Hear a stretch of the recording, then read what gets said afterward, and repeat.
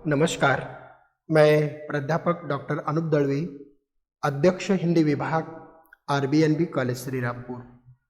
आज हम TY BA इस कक्षा के पाठ्यक्रम में निर्धारित गद्य रचनाओं के परिचय में से प्रेमचंद जी द्वारा लिखित गोदान इस उपन्यास का अध्ययन करेंगे। प्रेमचंद जी को कथा साहित्य का सम्राट माना जाता है। प्रेमचंद जी ने 11 उपन्यास और 282 कहानियां लिखी। इसलिए कहा जाता है प्रेमचंद जी के संदर्भ में कि उन्होंने लगभग 300 कहानियां लिखी।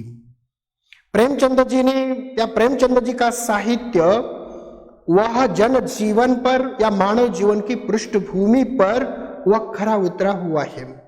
मानव जीवन की सभी समस्याओं को, उनकी यातनाओं को वाणी देने का स्तुत्य प्रयास उन्होंने अपनी रचनाओं के माध्यम से किया है। प्रेमचंद जी द्वारा लिखित गोदान यह सर्वाधिक प्रसिद्ध उपन्यास है, लोकप्रिय उपन्यास है। इसे भारतीय जीवन का दर्पण भी कहा जाता है। इसकी रचना 1935 ईस्वी में हुई थी। इसे कृषि जीवन का महाकाव्य भी कहा जाता है। प्रेमचंद जी ने ग्रामीण जीवन का चित्रण प्रस्तुत उपन्यास के माध्यम से उद्धृत किया है। इसमें ग्रामीण और नागरिक जीवन का यथार्थ चित्रण अत्यंत स्वाभाविकता के साथ प्रेमचंद जी ने किया है। किंतु बेलारी और सिमरी अत्यंत छोटे गांव है और लखनऊ शहर की कथा उसमें एक साथ चलती है। इस दोहरी कथा के माध्यम से प्रेमचंद जी ने ग्रामीण और नागरिक जीवन को चित्रित करने का प्रयास किया है। किंतु इसकी कथा का मुख्य भाग ग्रामीण जीवन से संबंधित ही है। गोदान की कथा एक ग्रामीण किसान के जीवन को लेकर चलती है। इसका प्रमुख पात्र होरी है। यह सामान्य किसान के सभी प्रकार के गुण उसमें प्रतिष्ठित है। संपूर्ण किसानों का वह प्रतिनिधि है। अपने जीवन के अनेक अनुभवों से, अभावों से, संघर्षों से वह लड़ता रहता है। आमिर राय साहब तथा साहूकारों से वह शोषण से जुड़ा हुआ है। वह आज जीवन से अनेक दुखों और कष्टों में अपना जीवन व्यतीत करता है। उनकी पत्नी धनिया भी इस दुखों में उसका पूरा साथ देती है तथा साथ निभाती है। उसका पुत्र गोबर तथा उनकी 2 पुत्रियां रूपा और सोना भी वह अपने दुखों में उसे साथ देती है। होरी के 2 भाई हीरा और शोभा भी उसकी प्रमुख उपस्थिति है। गोबर की प्रेमिका तथा पत्नी झुनिया, उसका पिता भोला, गांव के साहूकार मातादीन, दातादीन, झुंगरी सिंह, चोखेराम, पटेश्वरी आदि छात्रों के माध्यम से गांव की जो कथा है वह चलती है। नागरिक पात्रों में राय साहब प्रमुख है।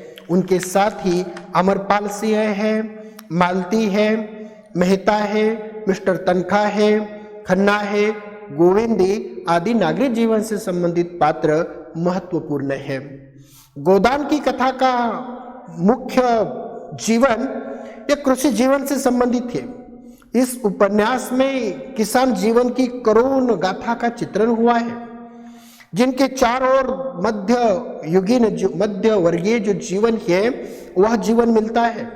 भारतीय किसान समाज और धर्म की झूठी रूढ़ियों में किस प्रकार जकड़ा हुआ है।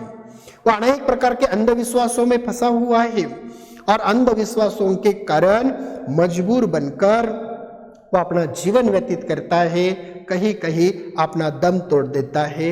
यही गोदान इस उपन्यास का मुख्य प्रतिपाद्य है।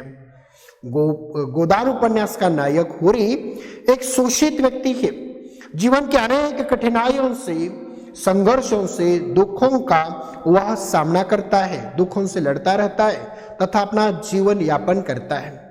उनकी एक छोटी सी इच्छा है गाय पालने की, जो मृत्यु तक पूरी नहीं होती। ग्रामीण जीवन की विडंबना है कि होरी की मृत्यु पर ब्राह्मण उसे गोदान करने के लिए कहते हैं, अर्थात गाय का दान करने के लिए कहते हैं, ताकि उसकी आत्मा को शांति मिले।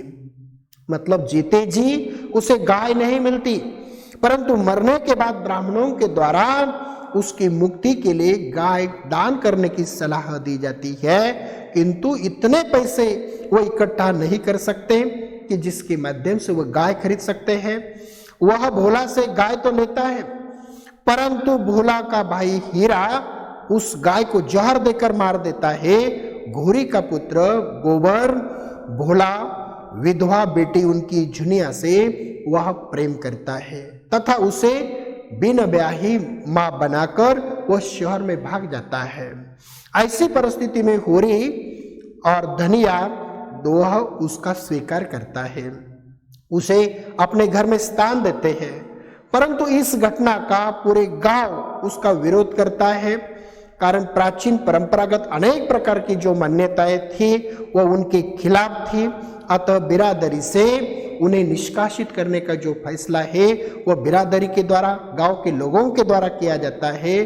किंतु होरी बिना किसी डर से वो पीछे नहीं हटता।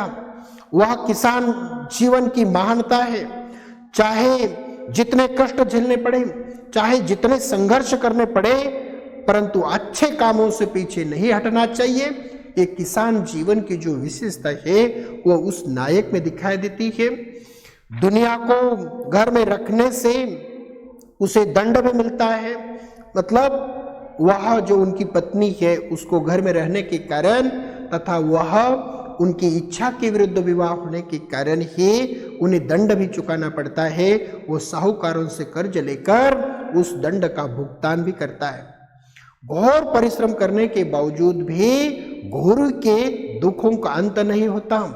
अत्यंत दुखमय स्थिति से उसे अपना जीवन व्यतीत करना पड़ता है, किंतु राय साहब, मालती मेहता जैसे पात्र ऐसे आराम से वो अपना जीवन व्यतीत करते हैं, पार्टियां करते हैं, पिकनिक मनाते हैं, विभिन्न उत्सवों पर तथा समारोहों में वह सम्मिलित होते हैं और अपना जीवन व्यतीत करते हैं, किंतु उसका भार गरीब जनता से वसूल किया जाता है।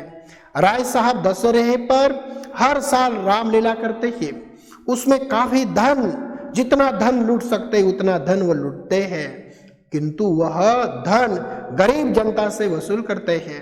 राय साहब जमींदार है, पूरे गांव की भूमि उनकी है, वह बिना कष्ट करके अच्छी खासी जिंदगी व्यतीत करते हैं, किंतु किसान जीवन की शोकांतिका को प्रेमचंद जी ने गोदान के माध्यम से चित्रित करने का प्रयास किया है तथा ग्रामीण जीवन की तथा किसानों की सभी प्रकार के जो समस्या है, उनकी वेदना है, उनकी व्यथा है, उनके अविरत कष्ट है, उन सभी को समग्रता के साथ प्रेमचंद जी ने प्रस्तुत उपन्यास के माध्यम से उजागर करने का प्रयास किया है।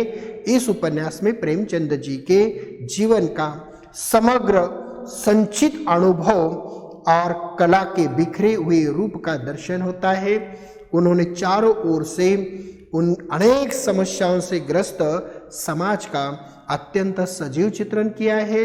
संक्षेप में कहा जा सकता है कि गोदान प्रेमचंद जी का यथार्थवादी उपन्यास है तथा कला की दृष्टि से यह एक श्रेष्ठ उपन्यास है।